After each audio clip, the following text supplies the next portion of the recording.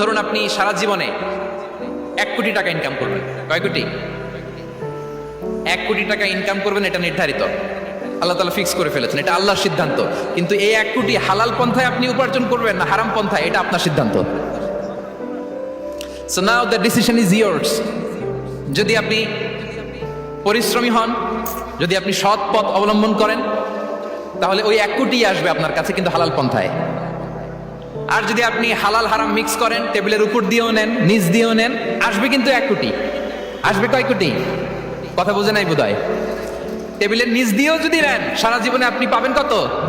1 কোটি। So now the decision is years, সিদ্ধান্ত আপনার।